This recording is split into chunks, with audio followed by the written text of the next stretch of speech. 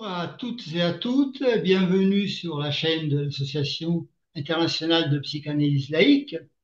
Aujourd'hui, nous parlerons de l'avenir du divan, pour employer une métonymie, enfin de la psychanalyse, avec le sociologue Michel Maffesoli. Bonjour professeur, Bonjour, cher ami, bonjour. merci d'avoir accepté de participer à cet enregistrement. Alors, je pourrais dire que vous n'avez pas besoin de présentation étant donné votre notoriété, mais présenter, c'est aussi un plaisir. Et donc, si vous voulez bien, je vais le faire à ma façon très succinctement, en commençant par dire que vous êtes un véritable intellectuel, c'est-à-dire un libre penseur, et ça ne court pas les rues. Du reste, nous sommes bien plus souvent des êtres pensés que pensants. Et donc, pour arriver à être un être pensant, il faut quand même avoir développé une certaine pensée, avoir démêlé pas mal de choses, euh, et donc avoir une pensée, comme dirait Jung, différenciée. Euh, et la vôtre est tout à fait singulière, originale.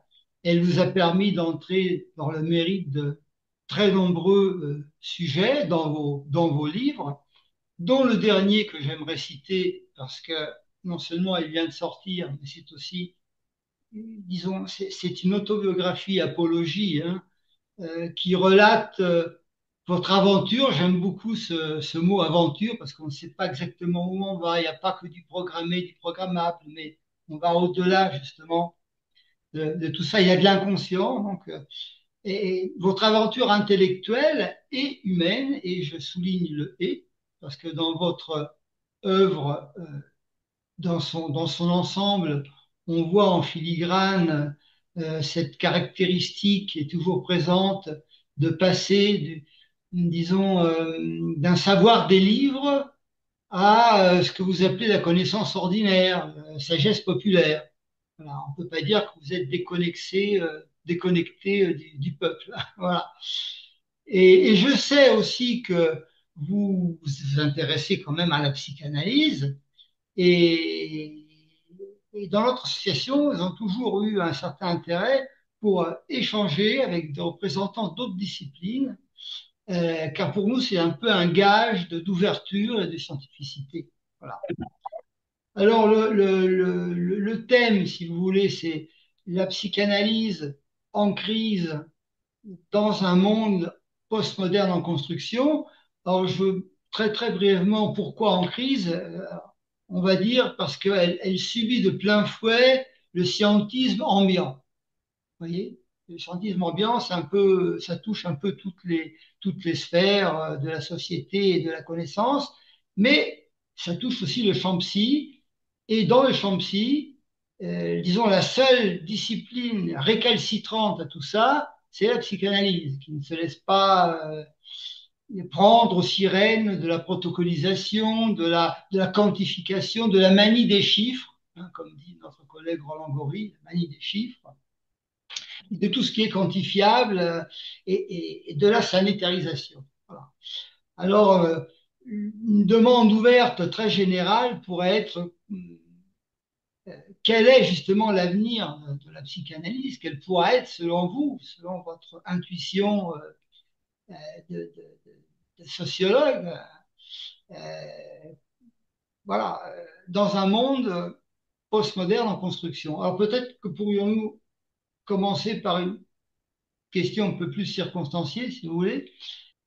J'aimerais que vous me donniez, étant donné que vous êtes considéré un expert de la postmodernité, euh, votre définition de ces termes de crise et de postmodernité qui sont inclus dans le titre de cet enregistrement. Bien, cher ami, je vous remercie de cette invitation. Je l'ai acceptée avec plaisir, avec les nuances que je vous ai indiquées. Je ne suis pas un spécialiste hein, de la Bien sûr. psychanalyse. Pour les besoins de mon âge, je vous l'ai rappelé, formé, et on était obligé de lire. Et j'en ai toujours gardé une pas un simple souvenir, mais ça a accumulé l'œuvre de Freud, bien sûr, l'œuvre de Marx. euh, et donc, je peux en dire quelques petites choses, mais avec la nuance que je viens d'indiquer. Bon, avant de répondre exactement à votre question, oui, je suis attentif à ce que vous venez de dire, hein. Moi, pour ma part, je me suis toujours employé à être au sein de l'université, non pas d'ailleurs un penseur libre, comme vous avez dit, mais un libre penseur. Vous savez que Nietzsche disait les penseurs libres, ils sont ni libres ni penseurs. Voilà. Donc, pour ma part, je préfère dire un penseur libre. Et voilà. C'est pour dire que ce qu'était l'universitas en son début, hein, puisque j'ai été nommé, j'ai enseigné 35 ans en Sorbonne, quand elle se fonde en 1258, universitas. Hein, c'était justement pour éviter l'enclosure, hein, la vocalisation, me dirait mon maître Gilbert Durand.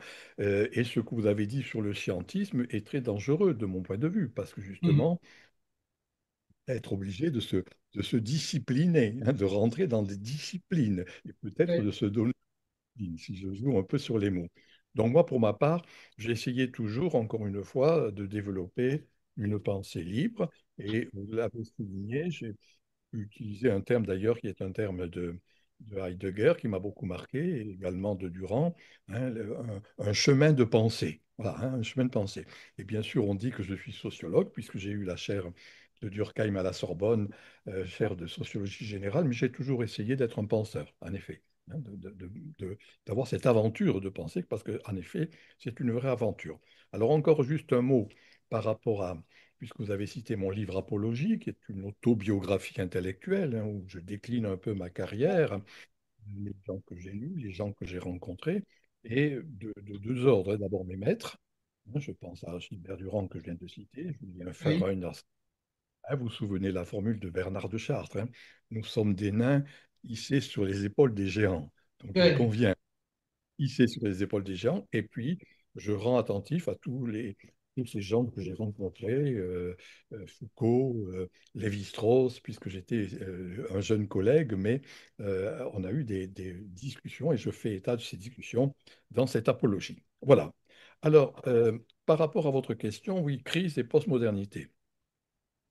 Voyez, rapidement tout de même, hein, je dirais que à l'encontre de ce qui est, j'appelle cela notre cerveau reptilien, hein, pas simplement ce qui est rationnel, mais ce qu'on a intégré, ce qu'on a sucé avec le lait maternel, hein, de la petite enfance à l'alma mater universitaire, il y a une il y aurait un linéarisme. Hein, c'est-à-dire l'humanité serait partie d'un point A de barbarie et va arriver à un point B de civilisation absolue. C'est la philosophie de l'histoire. Hegel, Marx. oui, C'est du progrès. Voilà. Et moi, pour ma part, de toute mon œuvre, j'ai essayé de montrer, en référence à tous les penseurs que j'ai rencontrés, avec qui j'ai discuté, qu'il n'y a pas ce linéarisme, il n'y a pas un progressisme, il y a, soyons clairs, des époques. Hein, en grec, le mot mhm, époque, ça c'est une parenthèse. Une parenthèse, ça s'ouvre, une parenthèse se ferme, et de mon point de vue, est en train de se fermer la parenthèse moderne, hein, celle qui a commencé, j'y reviendrai, le XVIIe siècle. C'est conforté par la philosophie des Lumières au XVIIIe, c'est structuré dans les grands systèmes sociaux au XIXe, et puis voilà, qui tout au long du XXe s'est un peu perdu de vue, si je puis dire. Alors, ça, c'est la première réponse. Voilà, c'est ça le passage de la modernité, c'est 3 siècles et demi, à quelque chose d'autre qui a en gestation actuellement et que, faute de mieux, moi je suis celui avec Baudrillard, avec Lyotard, appelons on l'appelle post-modernité, dans le sens simple du terme, hein, ce qui arrive après l'époque moderne. Voilà. Et on est dans un moment intermédiaire, quand il y a, entre deux époques, il y a ce que j'appelle moi des périodes. Hein, les époques durent 2 siècles et demi, 3 siècles, les périodes durent quelques décennies, c'est ce que nous vivons.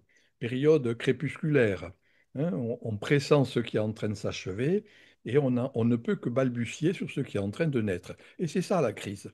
Hein, en grec, le mot crisis, ça signifie jugement, hein, de ce qui est porté par ce qui est en train de naître sur ce qui est en train de cesser. C'est ça, crisis. Et le deuxième sens, plus trivial mais non moins intéressant, le crisis, c'est le crible, hein, cet instrument aratoire qui fait qu'on va garder ce que doit être gardé et rejeter ce qui doit être rejeté, la paille et le mhm. grain. Alors voilà, c'est ça, nous sommes dans un moment intermédiaire, il y a crise, Il me semble qu'au XIXe siècle, comme le marxisme, la psychanalyse freudienne était en phase avec l'esprit du temps, hein, avec, encore une fois, hein, ce zeitgeist, hein, cette ambiance, ce que Durand appelle l'imaginaire du moment. Moi, de mon point de vue, ces grands systèmes élaborés au XIXe ben, ne sont plus en phase. Je pourrais vous dire en quoi si vous me questionnez là-dessus. Oui, et la psychanalyse aussi, selon vous, elle est plus Je en pense phase. Il y a les deux grands systèmes qui se sont élaborés au XIXe, le marxisme, le freudisme. Hein, ça a été dit, Mhm. comme ce philosophe français qui s'appelait Jean-François Lyotard, qui a écrit le premier livre sur la postmodernité en Oui, 1970, montre que d'une certaine manière, eh bien, il appelle ça la fin des grands récits de référence. Hein, voilà, fin des grands récits de référence. Et parmi les grands récits de référence, c'était trois. Marxisme égale Marx, hein, égale Marx, le freudisme, hein, l'œuvre de Freud qui n'est pas négligeable, hein, qui est pas négligeable, et puis le positivisme, Auguste Comte et Durkheim. Voilà. oui, Et moi, je considère en effet, comme Jean-François Lyotard, qu'il y a une lente saturation, vous voyez, lente saturation de ces grands récits de référence, et puis mhm. quelque chose de gestation actuellement. Ah, il serait effectivement très intéressant de savoir dans quelle mesure, justement, vous pensez que la psychanalyse entre dans cette... En parce fait, que, parce que vous parlez du freudisme, vous avez employé ce terme freudisme, mais la psychanalyse, évidemment, elle a donné lieu à un édifice théorique, à une pensée, même à une vision de l'homme. Mais c'est aussi, et cela reste avant tout une expérience. Donc c'est un peu différent de la philosophie, par exemple. Non, c'est une expérience même qu'elle- qui ressemble à une sorte d'initiation moderne, si vous voulez. non, j'ai dit le freudisme pour dire, ce n'est pas une critique, hein, ce n'est pas Ah une non, critique, hein, bien sûr, bien sûr. des grands systèmes d'interprétation. Oui, Il s'est- oui, D'un ok. point de vue, on dit ce que j'ai dit, hein, voilà. Voilà. Oui, oui, Ces systèmes d'interprétation étaient en phase. Vous voyez, pour moi, il y a le trépied moderne, c'est individualisme, rationalisme et, euh, et progressisme. mhm, Être L'individualisme, c'est Descartes, hein, cogito ergo sum, c'est la Bible, la réforme protestante, c'est Rousseau, la philosophie des Lumières. Hein. Et il y a un mot de Rousseau qui termine, qui dit bien à la fin de l'Émile, hein, si l'éducation est réussie, l'individu est autonome. Il a une identité sexuelle, professionnelle, idéologique, et il est autonome. En grec, autonomos, je suis ma propre loi. Voilà le pivot essentiel de la modernité. Et cela s'est fait au travers de la grande idée rationaliste. Max Weber l'a montré dans l'éthique protestante et l'esprit du capitalisme. Et le processus, c'est que l'élément essentiel, c'était que chaque individu avait une identité sexuelle, idéologique, professionnelle. Moi, il me semble, et j'ai essayé d'écrire un livre qui s'appelle Le temps des tribus, où oui, justement, on est dans cette identité, mais l'individu cédait la place à la personne. Persona, c'est le masque, oui, hein, qui a des identifications multiples. Et cela, c'est l'idée du tribalisme que j'ai essayé d'indiquer, mon livre là vient d'être, la sixième édition vient de reparaître. Alors c'est là où il faut voir, si vous voulez, si la démarche psychanalytique, sous ses diverses modulations, je dis bien, hein, et moi oui, je suis très respectueux de cette expérience, comme vous le dites, fort bien, peut être en phase. Est-ce qu'elle va rester sur cet individualisme pour moi dépassé, ou oui, est-ce que le contraire, être en phase avec l'esprit du temps qui est en jeu, oui, pour moi, c'est le retour de l'idéal communautaire, hein, oui. tribu, communauté, peu importe. En fait, non. Oui. Alors effectivement, on pourrait penser que la psychanalyse soit une expérience individuelle, parce que c'est une analyse personnelle, on dit même, hein, une analyse personnelle, mais il y a beaucoup de relationnel, parce qu'on ne fait pas d'analyse sans analyste. Donc il y a, je veux dire, ce n'est pour dire avec Jung, le but d'une Oui, psychanalyse, c'est pas de devenir hein, égoïste ou bien sûr. individualiste, mais c'est plutôt Non, euh, oui, essayer capitaliste, de s'occuper de sa propre individuation, disons. bien sûr. Et c'est quand elle se réduit à l'individualisme. Il se trouve que Voilà. par ailleurs, je suis, comme je suis disciple de Gilbert Durand, j'ai suivi toute l'œuvre de Jung. J'ai participé même à Eranos Oui, pendant aux rencontres d'Eranos, si vous voulez. Donc, je connais un peu mieux, d'ailleurs, peut-être Jung que Freud, ça c'est évident. Et ça se voit dans mes livres, bien évidemment. Voilà. Mais disons que ce que je peux, et pour moi, d'une certaine manière, Jung, excusez-moi d'être un peu comme ça, un peu rapide, est à mon sens beaucoup plus en phase avec ce qui est en train de se passer actuellement. mhm, Bon, mhm. voilà, hein, encore une fois, je ne connais pas et je ne rentre pas dans les querelles, Ouais. hein. Non, bien sûr, bien sûr. À titre strictement personnel, pareil, je ne suis pas un Jungien, mais je suis influencé par la pensée jungienne par le biais de Gilbert Durand, hein, qui, encore une Oui, fois, qui a été mon oui, maître. Et en effet, si vous voulez, l'élément essentiel, hein, je cite ici une phrase d'Heidegger, on est en train de passer de l'ère du jeu à l'ère du nous, dis-nous. hein.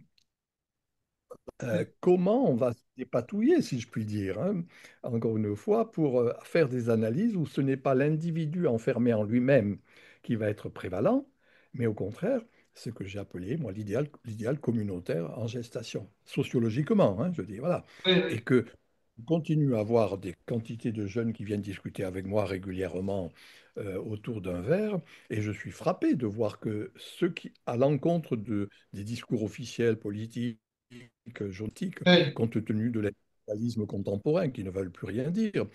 On voit bien comment ces jeunes sont toujours en nous, en groupe, vous voyez, oui, oui, en communauté.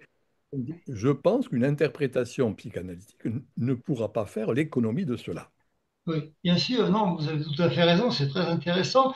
Du reste, vous parlez souvent du tribalisme, et donc, de mon point de vue, le tribalisme est un phénomène assez intéressant parce que il me semble qu'il puisse être interprété comme une résurgence de la partie animiste qui vit en nous, c'est-à-dire en dessous de nos superstructures modernes, rationnelles, il y a toujours de l'animisme, et vous savez que les peuples animistes, justement, euh, se, se, se réunissent en tribus, hein. Donc, ils ont une structure tribale qui a laissé des traces certainement en nous, parce que à peine on ouvre cette porte, on voit des comportements justement qui vont dans ce sens-là. Pas seulement la tribalisation du reste, même plein d'autres modes comme les tatouages, le piercing, etc. Si vous voulez, à l'époque, c'était pas de mode, j'ai fait des articles sur le tatouage, hein.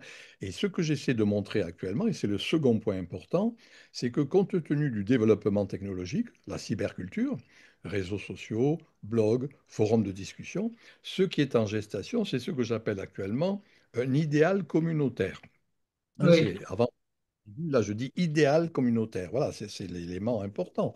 Et donc, on ne, rien ni personne ne sera indemne. La psychanalyse non plus. Alors, la deuxième caractéristique, hein, j'ai dit un élément important de la modernité, c'est le rationalisme. Voilà, oui, hein, qui a été oui, du oui, 18e. Là, actuellement, moi, j'ai écrit un demi-livre qui s'appelle Éloge de la raison sensible.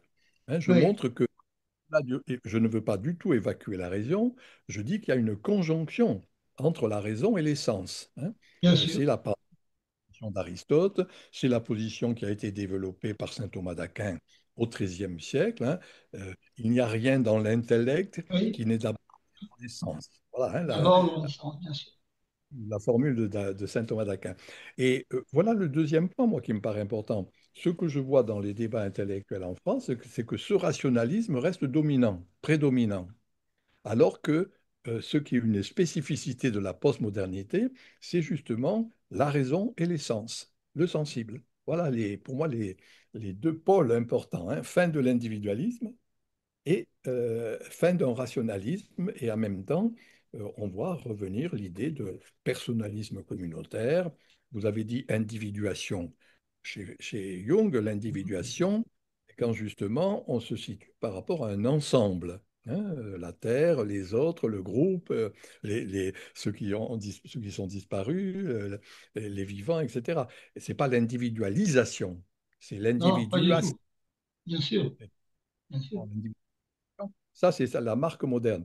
L'individuation, dans le sens je comprends moi de Jung, c'est justement quelque chose qui fait que on se perd dans l'autre, hein. Il y a un rapport Oui. à l'alter important. On se relie intérieurement aux autres, à travers l'inconscient. Voilà. Ah, un néologisme qu'il est intéressant d'avoir à l'esprit, c'est l'idée de reliance, hein, puisque vous avez dit Oui, relier. oui, Reliance, néologisme en français, mais ça me paraît intéressant. Il y a ce retour de la reliance. Et du coup, ça c'est pour moi un autre élément important, et je le développe dans l'apologie, euh, le retour du sacré, hein, c'est-à-dire bien ce que sûr. l'on avait dans le rouleau compresseur du rationalisme, Oui, hein, la définition de Weber, hein, il dit rationalisation généralisée de l'existence, et c'est ce qui aboutit au fameux Entzauberung der Welt, hein, le désenchantement du monde. Voilà. non, De mon point de vue, il y a un réenchantement du monde, et on voit bien comment ces jeunes générations réinvestissent le sacré. C'est ça oui. le religare. Ça s'est très bien vu aussi par rapport à l'ex-Union soviétique, hein, quand le communisme a été évacué, eh bien, la religiosité a rené euh, très rapidement chez le peuple russe. Là, on voit bien comment ces jeunes générations, j'écoutais hier à la radio comme ça, indiquant que le fameux pèlerinage de Chartres, hein, qui va se passer là début juin pour la Pentecôte, eh bien, je ne sais plus, 17 000 jeunes qui vont faire le Ouais, Paris-Chartres, vous voyez, ouais. et l'implantation des monastères, les retraites, etc. Voilà, moi, ce que j'appelle, hein, ce retour du sacré. D'ailleurs, un de mes livres s'appelle La nostalgie du sacré. Et je développe cette idée que subrepticement, hein, bien sûr, c'est pas particulièrement évident, il y a en particulier chez ces jeunes générations quelque chose qui n'est plus l'engagement politique, hein, ce n'est plus l'engagement syndical. On voit bien comment ça ne marche plus. Mhm. Par contre, il y a ce retour de la reliance, hein, Ouais, être relié. ouais. En anglais, reliance, c'est être en confiance. Et reliance, c'est être relié, c'est le religar de la religion, être relié. Et voilà pour moi l'élément important. Donc, non plus un individu, mais une communauté, non plus simplement le rationalisme, mais la raison et l'essence, non plus simplement l'idée du progrès, mais quelque chose qui réinvestit le sacré sous ses diverses modulations. Voilà l'esprit du temps. Hein, alors, est-ce que la psychanalyse va être à même, hein, je dis bien d'être en phase avec cette nouvelle ambiance, hein, Durand, quand il dit qu'est-ce Ouais, que c'est que l'image? C'est une ambiance, c'est un climat. Comme il y a des changements climatiques stricto sensu, il faut accepter de savoir qu'il y a un changement climatique spirituel dans l'esprit. C'est ce qui me paraît être en jeu actuellement. tout à fait. Et du reste, en psychanalyse, on peut justement en parler de ça, hein. Si quelqu'un ressent vraiment toute cette mouvance dont on vient de parler et qui essaye de trouver sa place, de trouver une manière de la vivre, eh bien, en psychanalyse, on peut le faire parce que ça aide à la transformation des personnes. Donc, si quelqu'un veut se transformer, voilà. On a toujours besoin de l'autre pour se connaître et pour développer soi-même. C'est pour ça que le relationnel est très important en analyse et c'est pour ça qu'on ne peut pas s'analyser soi-même aussi. Mais non, mais ce mouvement que vous venez d'indiquer de transformation est un des éléments pour moi importants pour comprendre la postmodernité, hein. J'ai écrit beaucoup de livres sur l'initiation, hein, le chemin L'initiation. initiatique. Voilà.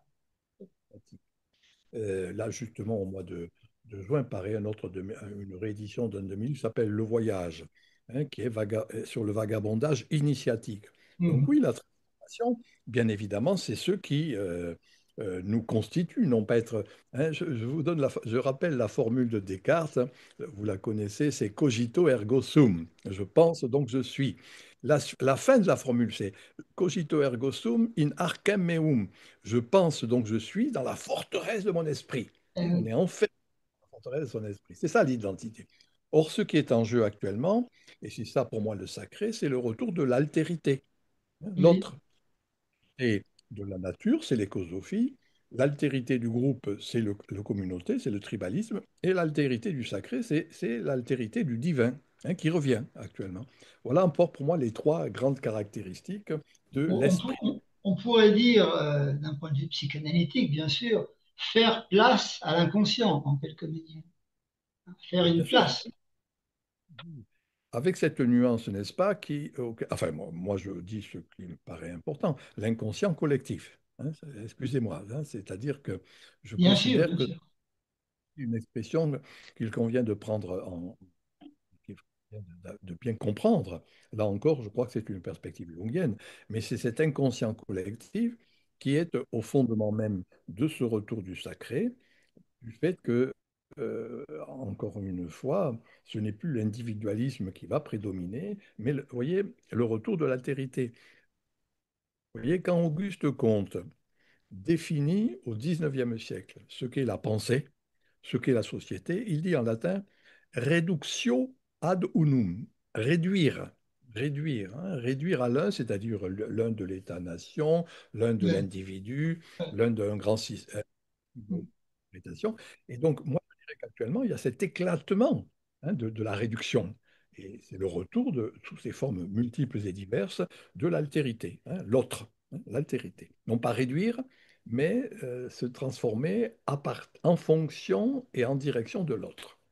Qui risque d'être exploité par le système. Parce que là, évidemment, quand je pense aux robots, à la horde de robots lancés par Elon Musk, je me demande, mais les robots existent déjà en réalité. Ce sont nous. Nous sommes des robots presque. Enfin, pas tous, mais enfin, Non, on mais en- vous savez, moi je le dis très souvent en conférence et je l'écris dans mes livres, quand quelque chose est à l'état naissant, vous avez compris, hein, une statue nascendi, hein, ce qui est oui, à l'état oui, période oui, crépusculaire que oui, nous vivons, pour le meilleur et pour bien le sûr, pire. bien Le, sûr, En France, le débat intellectuel, on voit toujours le pire. Hein, il y a bien une sûr. espèce de esprit, on voit toujours le pire. Hein, en français, on dit le verre à moitié plein ou le verre à moitié vide. On Oui, voit oui, toujours. oui. En psychologie aussi. Et donc, c'est pour ça que moi, j'essaie de montrer, tous mes écrits sont là-dessus, c'est dire, il y a de la générosité, il y a des solidarités, il y a des Oui, partages. Et c'est ce oui. qu'on voit sur la hein. Quand on regarde les réseaux sociaux, on voit des recherches qui ne sont pas simplement utilitaristes. Alors, pour moi, le mot, pour bien comprendre le changement qui est en train de s'opérer, c'est le retour du qualitatif, hein, non plus le simple quantitatif, mais le qualitatif, hein, c'est-à-dire faire Alors de sa vie c'est quand même, humaine. si vous me permettez, le petit point blanc dans la partie noire, hein, pour l'instant, Oui, oui, oui, non, mais bien le sûr, mais encore qualitatif. une fois, soyons attentifs au fait que trop souvent, on voit l'aspect crépusculaire, hein, on Oui, voit bien l'aspect. sûr. Euh, et en même temps, il faut voir que bon, toute une série d'éléments sont d'exister, hein, et qui, pour moi, sont en train de constituer, en particulier chez les jeunes générations, soyons clairs, hein, c'est eux qui sont porteurs, ces jeunes, Oui, oui, de bien la sûr. société, et déjà de la société d'aujourd'hui. Donc, de mon point de vue, il y a intérêt à être attentif à ce que représentent ces valeurs en gestation de ces Et, jeunes. et vous avez tout à fait raison, et les psychanalystes aussi. Et donc, écoutez, je vous remercie beaucoup pour cet entretien. Espérons que la psychanalyse sache justement se mettre au parfum de tout ça, hein, si je puis dire. Et bon, qui vivra verra, hein. Donc, merci encore, professeur Maffesoli. Merci beaucoup. Et au revoir et bon courage.